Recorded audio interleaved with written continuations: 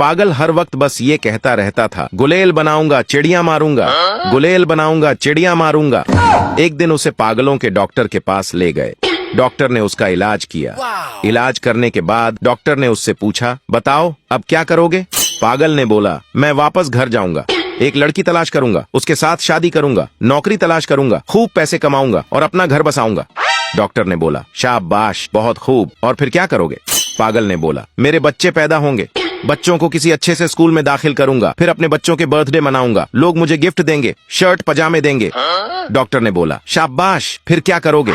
पागल ने बोला, फिर उन पजामों से इलास्टिक निकालूंगा, उन इलास्टिक से गुलेल बनाऊंगा और चिड़िया मारूंगा।